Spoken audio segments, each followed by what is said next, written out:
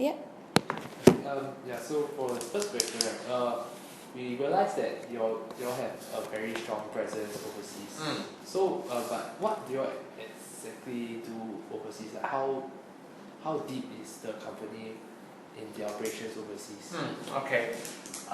We have various points, overseas points. Some are points of sale, some are more sourcing points. In Japan, for example, is our sourcing point, not so much sale. So in Japan, we do the procurement. Singapore is also considered a procurement point. And then onward, we sell to Malaysia, we sell to Sharjah, we sell to South Africa, for example. So on the more towards the Western Hemisphere, it's more downstream. Towards the eastern part of it is more upstream. So how involved we are, these places are where we actually have our own companies, our own offices, our own staff. So places like Kenya, we have a director overseeing that one. He's based there permanently. He lives in Kenya. South Africa as well. We've got one director there, and he also is stationed there permanently. As for Middle East, Sharjah, we have staff there, stationed there permanently, but our director is actually from Singapore, so he travels between Sharjah and Singapore once in a while. Malaysia, we have directors also traveling up and down Singapore, Malaysia. While in Japan, it's again the same, no directors stationed there permanently, but we have got staff there who are there on a working visa. So Singapore actually acts as a HQ for all these different regional offices? Yes, Singapore is where all the decisions are made, all the strategic decisions are made. So if you can call it HQ, yeah, that's how it is. Can I ask a small question? Yeah. When you say Western Hemisphere, you mentioned upwards and downwards, or is it upslope and downslope? Downstream. Downstream. Of the value chain. So we have got procurement from Japan, Singapore, and then it sells onwards to Malaysia, Middle East, Kenya, South Africa. Okay. Like it's because you are in so many countries, right? So all the companies are under the KK Auto name, is it? Or is No, mostly yes. In Malaysia, however, we use another name. We use K Cars Malaysia. We use Autoworks Malaysia. In Middle East, we don't use KK because we're not allowed to use that name. So according to local regulations, it has to be an Arabic name with a significant. It has to be a generic word. So in Middle East, we operate as Al Basma. Okay. Then, do you all face like a lot of competition abroad? Of course. You will never not have competition, that's for sure. So maybe, you know, when they say death and taxes, right, competition is that one. So competition is very keen. In Malaysia, when we make sales, right, the market is full of auto parts traders. Especially where we are, we actually select places where there are a lot of other competitors. Why? Because then it allows us to be in the so-called the market where things are actually more spontaneous, things are more dynamic, and actually people come to do their shopping. You wouldn't want to go to a shop, right, just to buy a dress, for example. You go to a shopping center because there are a lot more other shops around. So that's where the crowd comes in, and that's where we stand a better chance at attracting people to our place. So we operate in that kind of environment for now. But if you say it's very competitive, then how do you entice or incentivize the customers to choose you over the rest? Depends on what you have. In Singapore, we have a lot of so-called the good stuff, right? Singapore engines, Singapore cars, Singapore parts. Because of the very small, because of the city living that we have here, the kind of geography that we have here in Singapore, the cars are used in a way that is not very taxing on the quality of the parts. For example, when after 10 years, when you scrap them and you salvage the parts, they are still in pretty good condition compared to other places like maybe Australia. Right, their parts will probably be more beaten up than in Singapore. So in Japan also, typically seen as a very good source because of the high quality. The Japanese cars are also not very old when they become scrap. So that's one of the ways that we compete. What kind of goods that you sell. Not everybody can get the parts that you have because of different sourcing points. So people who are operating in Dubai, for example, in Sharjah, for example, they may not have access to the kind of Singapore cars, models, and the parts that we have, because over here in Singapore, we are one of the 3 authorized scrap yards. So in a sense, we have the support of LTA in a sense, because we interface directly.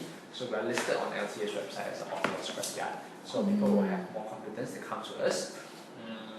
Documentation is all proper, the way we declare how the cars are being dealt with is as it should be. So then we get a good source from here in Singapore. Then on that point, right, I noted that there are like 2 other authorized scrap yards. Other than, then do they also do the same? Their model is a little bit different. On the surface, they are more metal millers, right? So a car comes in, right? We see a car as a treasure trove of parts because we can salvage, we can do everything because we have got the downstream markets to deal with. They see the cars as more towards a block of metal. So for them, it's just metal for melting and for recycling. So they are recyclers. We also call reusers. So we are in a different segment of the value chain actually when it comes to scrap material. So when we can, we always say reuse, reuse, reuse. Because less work, less energy required to smelt the metal. It's really just about extracting the parts, reusable parts, and then selling them off. Of course, if you can reuse the car, that's the best lah. Right? But because a lot of companies, a lot of countries in Africa maybe, or even in Africa, they don't allow cars for 10 years in imports because it's too old. So that's where you face some restriction and some obstacles trying to do a reuse kind of thing. Because if you do, then obviously you need less people to do the work, less manual, and you can actually just transfer the car over, even better margins. Then, so actually, do you see like any further, like any potential problems in the future? Yes, of course, we have a lot of problems, right? Land, labor, difficult production, expensive production. Land in Singapore is very expensive, but because you're only dealing cars, right? Cars are so big. You have to have the critical mass in order for you to be able to process a car. And we have minimum performance standards set by the LTA. So every month you're supposed to commit to dealing with maybe 30,000 cars every month capacity. So there's a maximum capacity. Minimum capacity. Yes. So every day we're supposed to clear 100 vehicles. If we can hit the minimum. Of course, if there are not so many cars, then we don't need to fulfill that kind of criteria. Okay. So that's one thing. Rental availability of land, even if we pay for the land, it may not be available for us. So the kind of land that we need is really all on street level because it takes a lot of effort to bring a car up to a second level. So in Singapore, we all have high-rise buildings, platted factories. So how do the industrial landlords actually work alongside industry? That's also another matter because this industry is actually very underinvested in. Not a lot of people want to look at it, but there are a lot of opportunities, and that is actually a very sustainable business going forward. Because from the trends we look at, it's no longer too cyclical. It's beginning to stabilize. So every year we should be able to see a more sustainable level of volume compared to the past. Okay. Labor, of course, then very expensive. Nobody wants to do the job. Everybody just wants to drive the car and sell the car, but nobody wants to deal with the waste car. So yes, that's a huge problem for us. So, so is there like a sort of shortage of engineers? You don't need very skilled engineers. You do need mechanics. You do need people who are trainable. At the minimum, they should have the kind of mentality and kind of attitude to say that yes, I can do it and I can do it well enough. That's it. That's all we require. The ability, because there will be training. For example, nobody will come with, very few people will come with the license to operate a forklift or operate a excavator, for example. So what we do is we get them in. If we think that they can make it, then we send them for the training course over here in Singapore. So there are industrial partners who do the training, WSQ certified trainers. So we are pretty comfortable. So in terms of training, not so much of an issue. It's whether there is a base for you to train or not. Okay. So is there any way you guys can like improve on this situation? Is there anything are you leveraging on maybe foreign labor, or are we trying to incentivize the locals here, like, oh, actually this is not so bad profession, it's very sustainable, as you said? Foreign labor, definitely. In fact, all our operators, so-called operators, right, on the ground, they are foreigners. You want to scrap a car? I know, right? So that's the kind of dilemma we have. Singaporeans don't want to do the job anymore, and the government doesn't want to support the kind of industry. Foreign labor is always an issue. So if you want to focus, if you want every company to build a strong Singaporean core, it may or may not work in our industry. It's just basically saying this is a waste management industry that we have here. If we talk about scrapping, all right. So we are in that industry, but we are not given that kind of quota. We're not given that kind of so-called manpower support. So then what do? Of course, then we got to now move along with what we call the so-called Singaporean core, but there is a limit to what we can do. Besides really telling people about what we are and what we stand for, what we do, there is maybe some opportunity in future to say, well, let's streamline our processes and workflows.